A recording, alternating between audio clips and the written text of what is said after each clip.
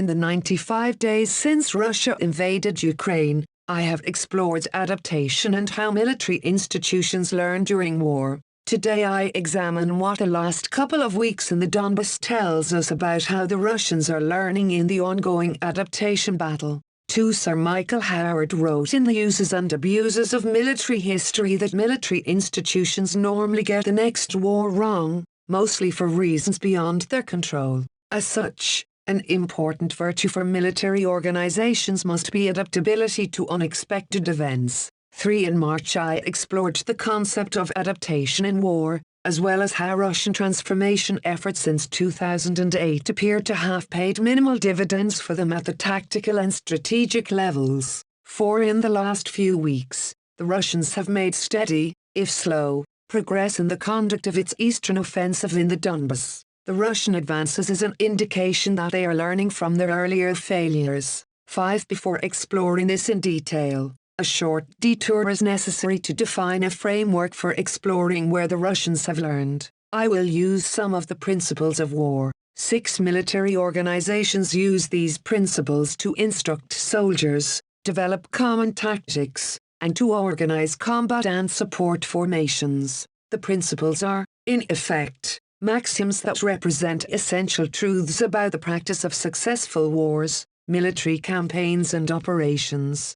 In the context of this exploration of Russian learning, 3 principles of war in particular stand out. These are selection and maintenance of the aim, concentration of force, and cooperation. In any military action, the aim must be simple, widely understood and within the means of the forces available. The initial Russian war aims were broad-ranging and did not count on massive Western military aid to Ukraine. It quickly became clear that these aims were beyond Russian military capacity. The Russians were using an invading military that was smaller than that of the state it was attacking, and it failed.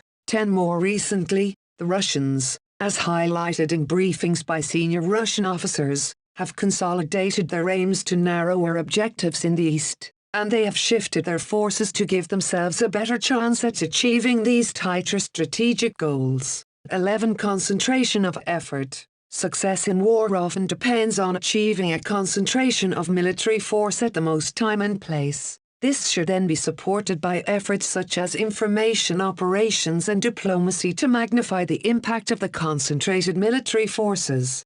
In the first weeks of the war, the Russians sought to prosecute their war against Ukraine on 4 ground fronts in the north, northeast, east and south of the country. Another front was the clearly disconnected air and missile attacks against Ukraine.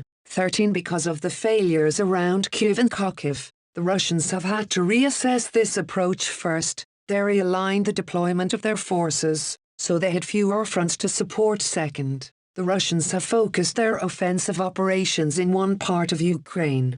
The Russians are using this concentration of combat forces to bludgeon their way through Ukrainian defenses, destroy military units and population centers, and to capture additional territory.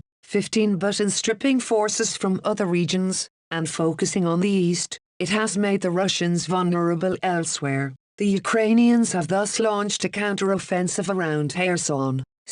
A final principle of war is cooperation. Early in the war, it was clear that the Russian army and the Russian Air Force were poorly aligned. At the same time, the Russians showed an inability to effectively use combined arms operations on the ground.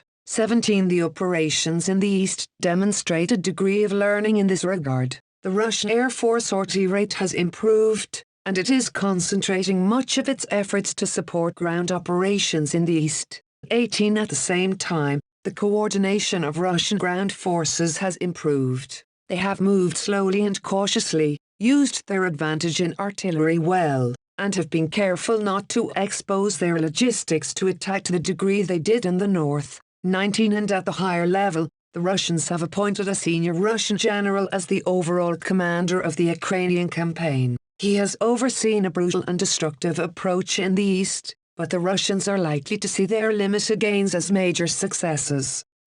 But sustaining tactical learning to generate an operational advantage will be a significant challenge given other Russian leadership shortfalls. And is it too little, too late? 21. This begs a larger question. What might be the impact of this Russian tactical learning beyond the overall conduct of the war? And given the intensity of Russia's eastern operations, will they remain capable of offensive operations after the next few weeks? 22. This depends on Russian logistics, Ukrainian defensive strategy, the inflow of Western aid, and the conduct of Ukrainian offensives elsewhere that might draw away Russian forces. And short-term tactical adaptation, though hard, is simpler than long-term strategic adaptation. 23. Murray, Knox and Bernstein have written it is more important to make correct decisions at the political and strategic level than at the tactical level. Mistakes in operations and tactics can be corrected,